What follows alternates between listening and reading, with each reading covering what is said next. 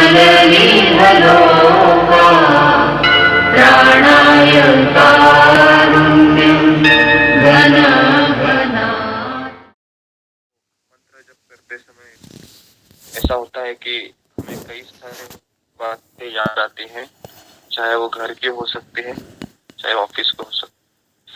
और फिर हम उस गेरु मनु जो आता है 108वां मनी, जिससे पता चलता है मेरा मानक खत्म हुआ है, तब हमें पता चलता है कि मैंने भगवान का नाम तो लिया ही नहीं, मेरा ध्यान तो कहीं दूसरी जगह था। तो इसलिए ये बहुत जरूरी है कि जब भी मेरा मन मनी पे, जब मेरा जो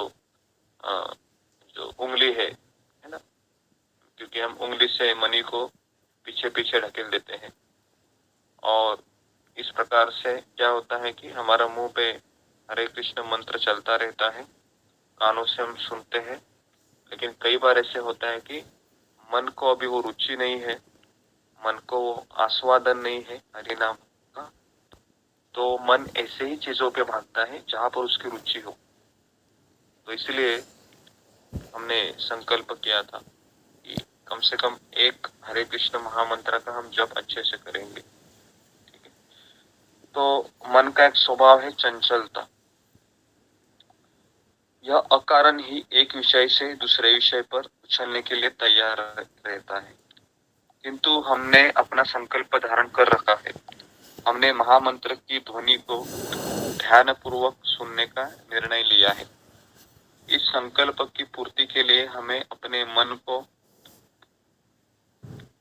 श्रवण के सरकार में लगाना है। जब करने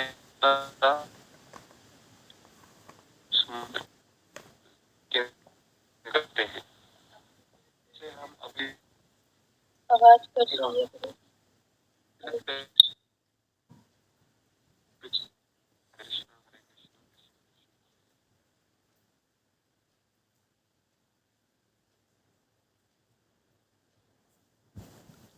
यदि हम यदि हमने पिछले कई 100 मंत्र अत्यधिक निम्न स्तरीय ढंग से जपे हैं, मान लो हमारा 108 मनी का माला है और मेरे जो 100 मनी है वह ऐसे ही चले गए, ठीक है, मान लो ध्यान नहीं है,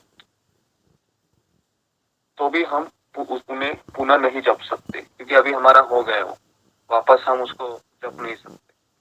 और नहीं हम यह जान सकते हैं कि भविष्य में आने वाले मंत्रों को जपते समय उन्हें ध्यान पूर्वक सुनेंगे, क्योंकि ये भी हमें पता नहीं है कि मेरा ध्यान हर मनी पे लगेगा क्या।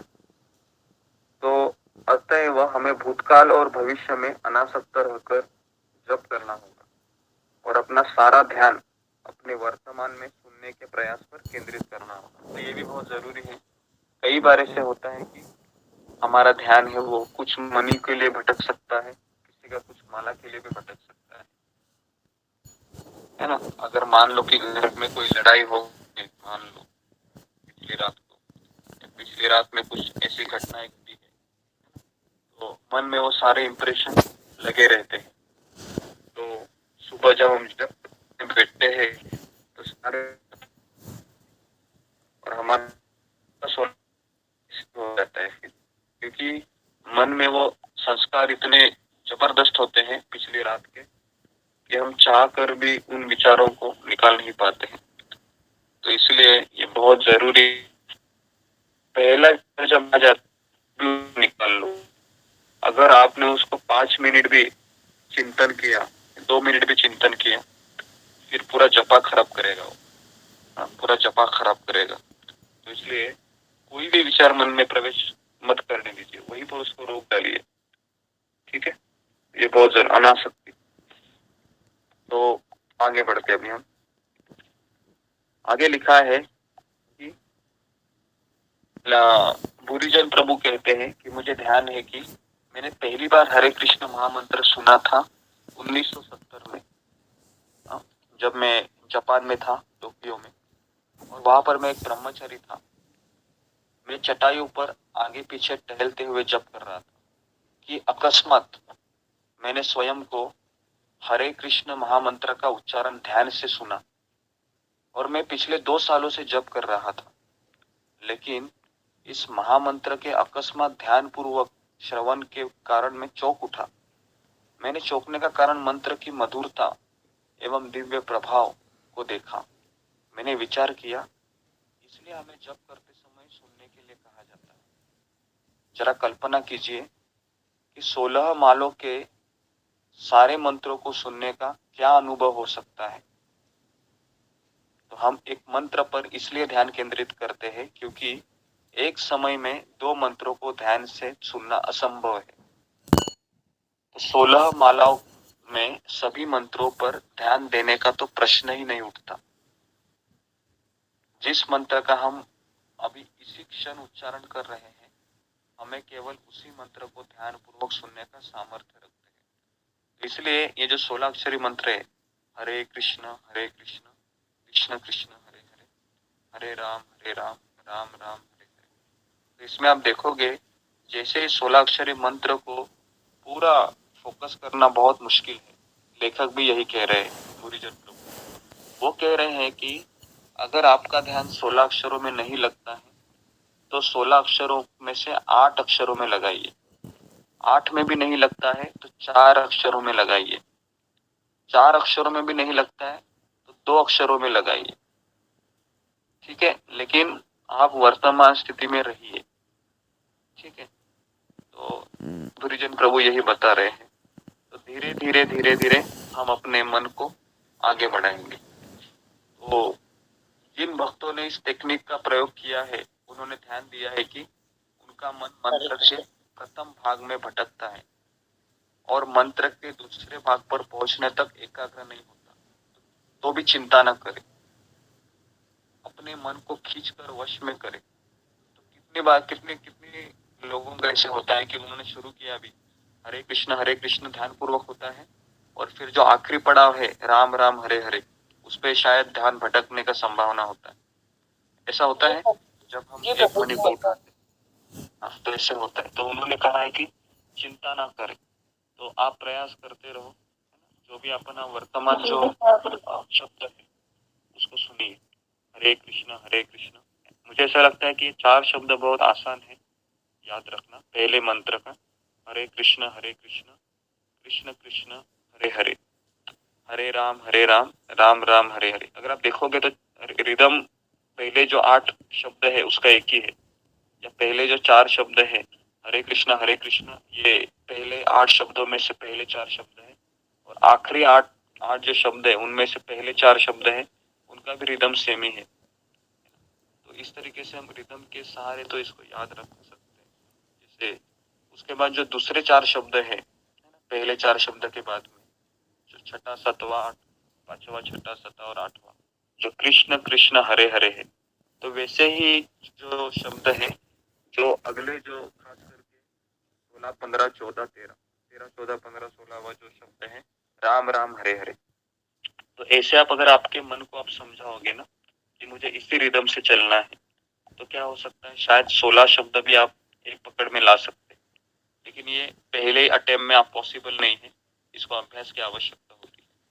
ठीक है, तो यहाँ पर भूरिजन प्रभु कहते हैं कि अगर हमने पहली 15 मालाएं ध्यान पूर्वक नहीं सुनी है, यदि हमने एक मंत्र भी ध्यान पूर्वक नहीं सुना है, एक बार भी कृष्ण का नाम नहीं सुना है, कोई बात नहीं, हम उन मंत्रों को पुनः नहीं ले सकते, और नहीं हम यह वचन दे सकते हैं कि भविष्य में हम अच्छा जप करेंगे, क्योंकि मन को रुचि नहीं है। ठीक है, हमारे पास केवल इतनी स्वतंत्रता है कि हम उन एक मंत्र को सुन सकते हैं जिसका प्रारंभ एक शुद्ध नाम के उच्चारण से होता है।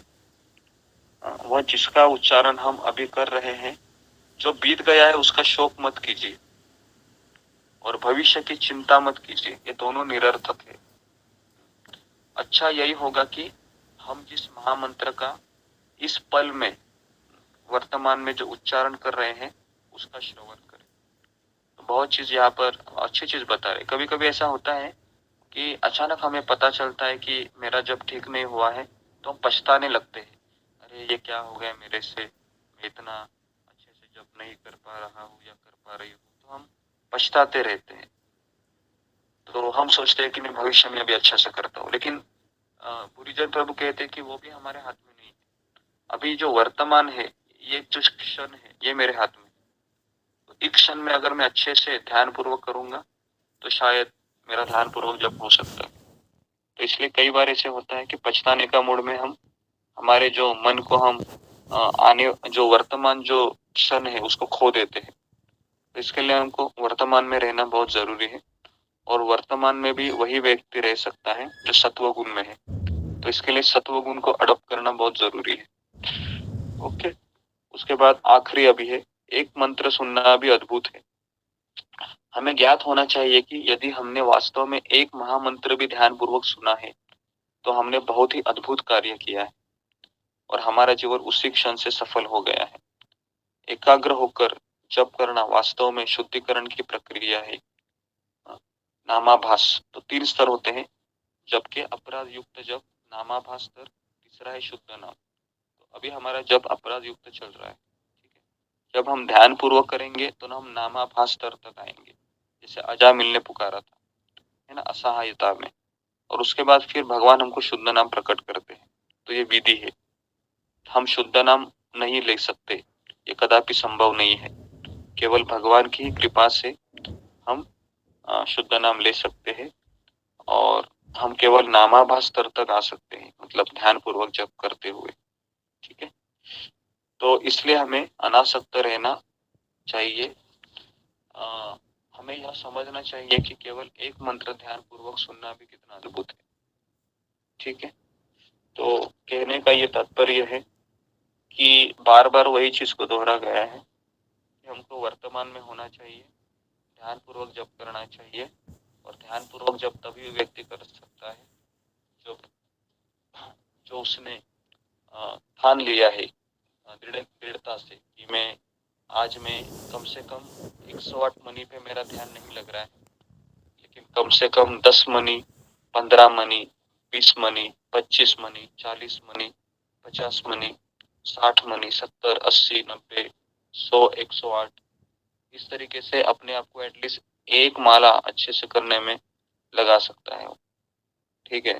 तो ये हमने 5-6 दिनों से हम यही कर रहे हैं कि एक माला पे हम ध्यान करें। इसके लिए मैं पहला माला है वो अच्छे से करता हूँ, बहुत स्लो करता हूँ, चाहे 10 मिनट क्यों ना लग जाए, ताकि आप सभी लोगों का ध्यान उसमें रहे, ठीक है। और सबसे इम्पोर्टेंट चीज है जो मैंने कल बताई थी कि जब करने के समय कृतज्ञता भी होना जरूरी है। मुझे अवसर भगवान ने दिया है, इसके लिए मैं हमेशा ग्रेटफुल रहूंगा, विनम्र रहूंगा। तो ये भी उतना ही जरूरी है, क्योंकि अगर हार्ट मेरा अगर सॉफ्ट नहीं है, अगर मेरा हृदय कृतज्ञता से भरा नहीं है, तो जैसा कि मैंने उदाहरण दिया था कि एक एक पॉट है या एक बर्तन है जिसमें होल पड़े हुए हैं, है ना, और टूटा हुआ है वो बॉटम से या नीचे से, और उसमें हम पानी भर रहे हैं, तो पानी सारा बह जाएगा, सारा पानी बह जाएगा। तो इसके लिए ये दोनों चीजें जरूरी है। कृतज्ञता पूर्वक हृदय भी जरूरी है, ताकि मैं जप करते समय मेरा हार्ट द्रवित हो और मेरे आंखों से आंसू आ सकते हैं अगर मैं इस तरीके से फील करता हूँ तो ये दोनों चीजें जरूरी है। तो अभी मेरा सबसे अनुरोध है कि हम 5:30 बजे तक मैं अकेला जप करता हूँ, आप सुनिए, और 5:30 बजे के बाद आप खुद को अनम्यूट करके जैसे हम पहले जप करते थे वैसे कर सकते हैं। इसका कारण ये है कि काफी सारा डिस्टर्बेंस होता है, तो अगर एक व्यक्ति जप करता रहेगा तो उससे वो काफी हद तक हम उस एनवायरनमेंट को हम भगवान के नामों में हम लगा सकते हैं, ठीक है। तो अगर कोई बाद में ज्वाइन करता है तो थोड़ी सी दिक्कत आती है, क्योंकि फिर उसका आवाज शुरू हो जाता है। तो इसलिए इसका मैसेज ग्रुप में भेजा गया था कल ही कि पहला 1 घंटा मैं ही जप करता हूँ, उसके बाद फिर आप जप कीजिए, ठीक है। तो शुरू हुआ है, तो आज से ग्रीन वेजिटेबल्स है, खास करके जो हरा सब्जी, तो उसको हम खाते नहीं है 1 महीना तक, ठीक है। और चातुर्मास हमें हमें ज्यादा से ज्यादा जप करना चाहिए। जो लोग 16 माला कर रहे हैं, कम से कम 8 माला, 4 माला बढ़ाना चाहिए। हरे कृष्णा। गुरुजी हरे कृष्णा, हरे कृष्णा। वेजिटेबल में लेमन भी आता है क्या?